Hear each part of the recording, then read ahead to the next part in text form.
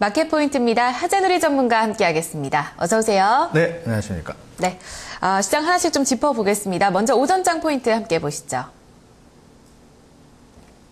첫 번째 포인트입니다. 뉴욕 증시 러시아 제재에 따른 우려감 반영되면서 하락했고요. 두 번째 포인트입니다. 거래소 대형주의 비중 증가, 반면에 코스닥 약세, 두 번째 포인트고요. 세 번째는 장 초반 통신업종과 전기가스 업종의 강세에 주목하고 있습니다. 네, 먼저 대외 증시 항상 포인트 첫 번째로 꼽아주시고 계십니다. 그럼에도 불구하고 우리 시장은 조금 다른 흐름을 보여주고 있는데요. 먼저 뉴욕 증시 한번 점검을 해볼까요? 일단 뉴욕 증시 확인 다 해보셨겠습니다만은 아침 안 되면 우리가 사실 이제 뉴욕 증시를 보잖아요. 어떻게 끝났는지. 근데 이제 외형적인 부분보다는 사실 이제 조금 그 속내를 들여다보는 게 좋은데 오늘 같은 경우 이제 러시아 문제, 소위 이제 지정학적 리스크다 이렇게 표현되는 부분이 가장 큰 걸림돌로 주가의 영향 또 지수에 영향을 미쳤고요. 아무래도 미국 혼자 독단적으로 진행하지 않고 EU까지, 그러니까 유럽까지 가세를 하면서 진행이 되고 있기 때문에 유럽도 제재를 하겠다, 또 미국도 제재를 하겠다. 이렇게 되면 러시아는 타격을 입게 되겠죠. 그럼 러시아의 타격이 가만히 앉아서 타격 입지 않을 거니까 뭔가 또 반대 상황이 나오지 않겠느냐 이런 우려감이 이제 작용된 것으로 보이는데요. 뉴욕 증시는 지금 현재 그 일봉 차트를 보게 되면은 사실 그 최근 들어서 조금 이제 약세 모습 속에 무게 중심이 밑으로 조금 밀려 있는데. 화면 보시는 그 다우 일봉 추이에서 빨간색으로 가로선되어 있는 부분이 이게 60일 이동평균선입니다. 그러니까 60일 이동평균선은 왜 중요하냐면 지난달 한 달 내내 그 60일 이동평균선에 부딪히고 하는 게 반복됐었거든요. 그리고 이제 이번 달 들어서 올라가려는 모습을 보였기 때문에 내려와도 그걸 쉽게 깨버리면은 곤란하다. 이렇게 이제 볼 수 있는 부분인데, 대략적으로 이제 지금 요 지수대를 지지한다면은 크게 우려스럽진 않을 수 있다라는 측면에서 의미 있게 좀 보셔야 되겠고요. 사실 오늘 그 뉴욕 증시가 상승세가 이어지지 못했습니다만은 다우 구성 종목 중에서 6개 종목은 올랐어요. 근데 오른 종목들의 면면이 우리 시장에 조금 더 의미 있게 다가서는 부분이 있기 때문에 중요할 것 같은데요. AT&T라고 하는 종목이 가장 많이 올라선 모습이었고 듀퐁, 머크사, 또 버라이전 커뮤니케이션, 그다음에 캐터필러, 맥도날드가 일단 상승을 보였는데 이 중에서 AT&T라는 것과 버라이전 커뮤니케이션은 통신주라는 공통적인 특징이 있죠. 이 부분에 대해서 조금 짚고 넘어갈 필요가 있는데요. 지금 화면 보시면은 버라이전 커뮤니케이션이라고 하는 종목이 아침 나절의 상승, 종가도 물론 상승이에요. 근데 상승폭은 줄었죠. 상승폭은 줄어든 모습 보여서 음봉이 위에 크게 달리는 이러한 모습으로 상승 음봉이 만들어졌다 이렇게 좀 볼 수 있는데 이게 우리 시장의 SK텔레콤의 주가 움직임을 지금 화면에 제가 올려놨는데요. 여기 어제까지, 오늘까지 이제 이어지는 모습은 좀 이따 잠깐 보겠습니다만, 지금 현재 그 SK텔레콤의 주가 움직임하고 버라이전 커뮤니케이션의 움직임하고 어느 정도 상관도가 좀 있지 않나 싶은 모습이 고점 언저리의 답보 상황이 그 뉴욕 증시 오늘 마감된 걸 뺀다면 유사하게 진행된 모습이 분명히 있었다는 얘기죠.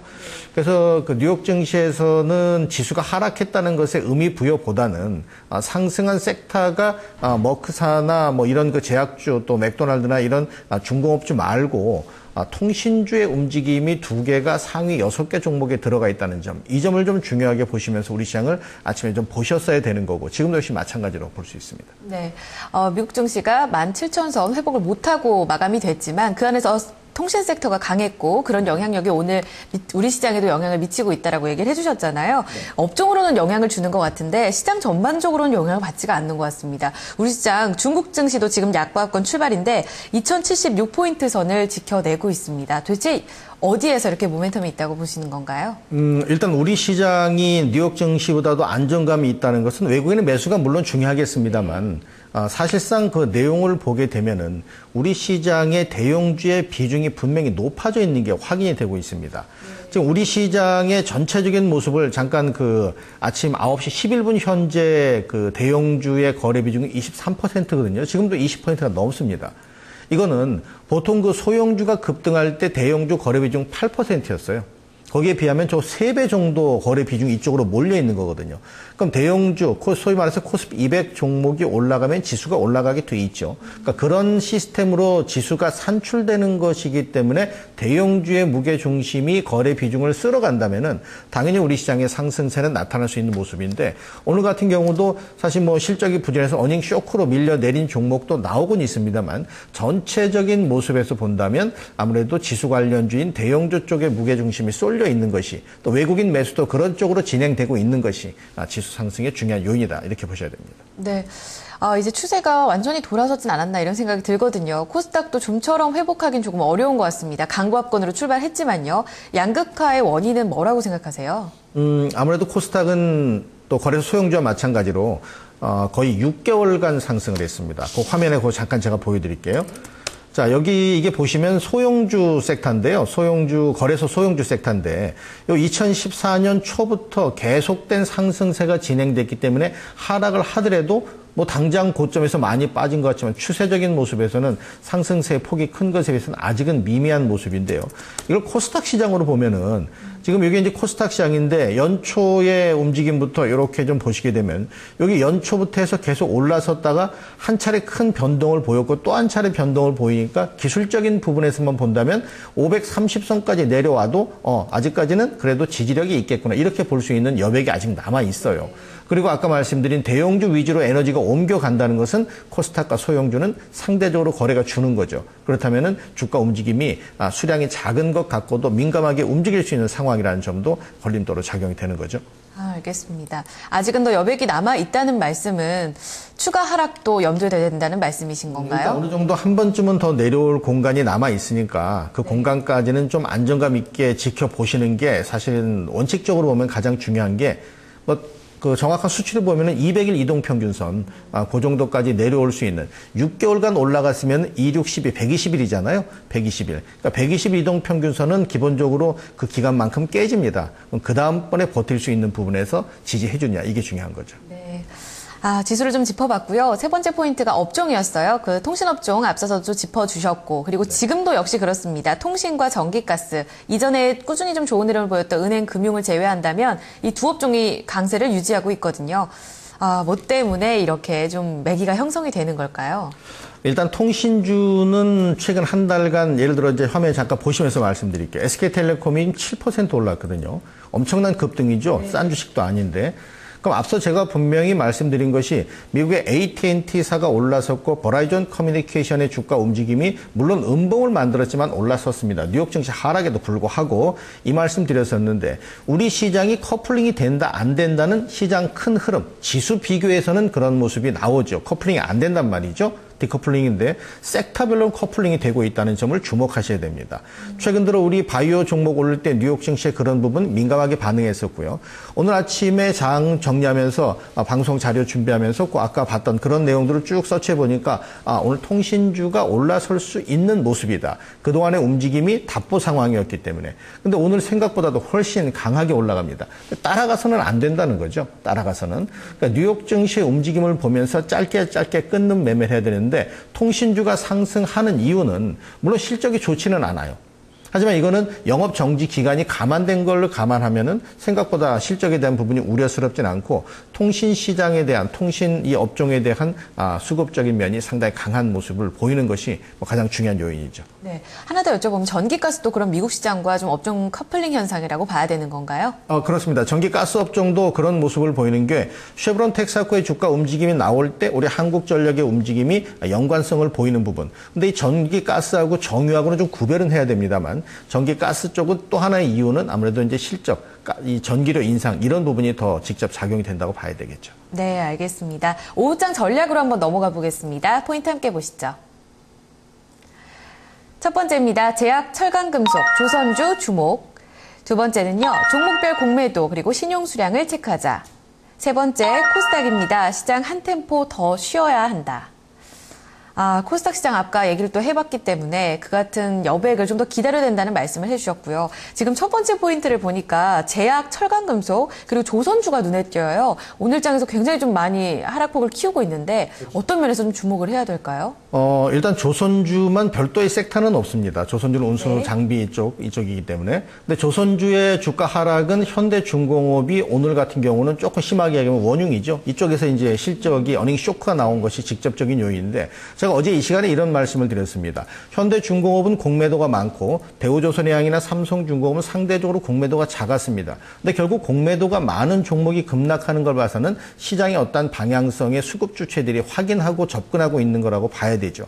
그럼에도 불구하고 외국인들의 매수는 조선주에 유입되고 있다라고 하는 측면을 보면은 여기서 예를 들어서 이 삼성중공업의 주가는 아침 낮에 급하게 내렸다가 지금 2.6%로 낙폭이 줄어 있습니다.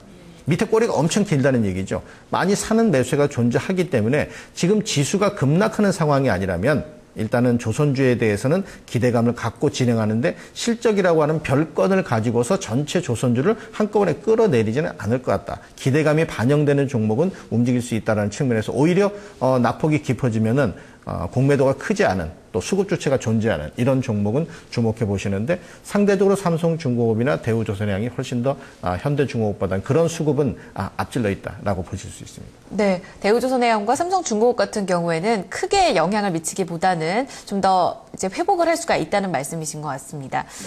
그러면 철강금속, 제약 같은 경우에는 특히 철강금속은 최근에 좀 주목을 받았지만 제약 같은 경우에는 언급이 많이 되지 않았던 것 같거든요. 왜 이 두 업종에 좀 주목을 하셨나요? 그렇죠. 이 제약업종 같은 경우는 매번 빠지는데 오늘도 지금 0.5%가량 빠지는데 뭐 좋아할 일은 없겠죠.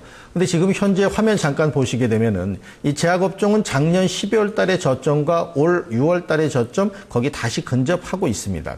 근접하고 있고 일부 제약주에 대해서는 수급이 그대로 존재해요. 주가가 하락하는데도 불구하고. 그러면 답은 나올 수 있죠. 수급이 존재하는데 수급 주체는 이미 물 먹었다면은 이 가격권 아래서 급하게 하락하지 않는다면 오히려 되돌아갈 수 있는 모습을 보인다는 거죠. 몇 개 종목이 그런 게 있기 때문에 시청자 여러분들이 그런 종목을 좀 찾아보시면 좋을 것 같고요. 또 한 가지 지금 언급해서 말씀드렸던 것이 그 철강 금속 업종이잖아요. 이 철강 금속 업종은 경기 관련된 부분에 영향력을 행사할 수 있습니다. 물론 급하게 올라갔습니다. 급등했습니다. 지수 자체가 업종 자체가 추격 매수는 아니다라는 것은 여러 번 강조 말씀을 드리지만은 이 종목과 또 증권주의 움직임이 존재하는 가운데는 지수 2070선 위로도 올라설 수 있거든요. 그래서 생각보다는 이 종목이 눌리면은 철강 금속 업종은 대표 종목 중심으로 매수 관점도 여전히 일단 유효하다고 보셔야 됩니다. 네, 대표 관점이라고 하면 포스코, 현대제철이 가장 먼저 떠오르기 마련이거든요. 지금 자리도 눈여겨 볼 수 있다는 말씀이신 건가요? 일단 지금 현재 그 포스코의 주가 움직임을 잠깐 좀 보시게 되면은 최근 들어서 포스코의 주가는 제법 많이 올랐어요. 물론 이제 그 다른 종목도 그렇지만 여기 지금 말씀하신 그 현대제철 같은 경우에 주가 움직임을 봐도 최근 들어 움직임이 분명히 있거든요. 이런 종목이 꺾이기 위해서는 반드시 뭐가 필요하냐면은 가장 기본적으로 거래 증가가 필요합니다. 급등하고 음봉 나오는 그런 모습이 안 나온다면은 7월 한 달 내에 올라간 증권주의 움직임이나 같은 그런 패턴의 움직임으로 추가 상승 가능성이 하는 순간에 전고점까지 한번 근접할 수 있는 모습도 예상을 해볼 수 있기 때문에 이 철강 금속 업종에서는 대표 종목을 주목을 좀 해보셔야 됩니다. 그렇군요. 제약주 하나 더 여쭤볼게요. 이제는 반등의 시점이 돌아왔다라고 하셨어요. 종목별로 여기 두 번째 포인트에서 뭐 공매도, 신용수량을 체크해봤을 때 관심 있게 보는 종목들 있으세요? 일단 제약주 중에서 많이 하락한 종목이 일단은 매력이 있습니다. 왜냐하면 지수하고 상관도가 있어야 되니까. 올라간 건 좀 곤란하죠. 예를 들어서 이렇게 말씀드리면 또 이 종목을 사실지 모르겠습니다. 그런 의미보다 이렇게 보시라는 의미니까 이 부강약품 같은 경우 예를 들면은 지금 강보합권으로 올라서 있거든요. 부강약품이 현재 한 200원 정도 올라 있는데요. 이 부강약품을 보게 되면 일단은 아까 말씀드렸던 부분에서 공매도라고 하는 측면에서 공매도는 없어요. 공매도는 나오질 않고 있기 때문에 일단 하락을 부채질하는 그러한 매도세는 없다라고 보이고요. 어제 그제 외국인들의 매수세가 유입되는 부분이 기존의 움직임보다도 훨씬 더 크게 진행이 돼 있습니다. 주가는 하락하는데. 그렇다면 주가가 다시 급등해서 전고점까지 쭉쭉 뻗어 올라가지는 못하더라도 최소한 기술적인 반등 가능성이 있겠다. 왜냐하면 중기선과 수급선 사이에서 주가가 멈추면서 올라가면은 다시 단기선까지는 가는 그런 성향이 있다는 점을 감안해서 보실 수가 있으니까 세 가지 조건을 동시에 만족시키는 교집합이 되는 종목을 찾아보시면 단기 접근은 가능하실 것 같습니다. 네, 알겠습니다. 오후장 전략까지 한번 들어봤고요. 오늘 말씀은 여기서 마무리 짓겠습니다. 고맙습니다, 전문가님. 네, 감사합니다. 네, 마켓 포인트까지 함께 하시면서 마켓 인사이드 1부 마무리 짓도록 하겠습니다. 종목 고민 많으실 것 같습니다. 022128-3388번으로 지금부터 전화 주시면요. 오늘 오후 4시에 종목 카운슬러에서 여러분들 종목 전략 보다 친절하게 도와드리도록 하겠습니다. 저희는 광고 보고요. 2부 준비해서 오겠습니다.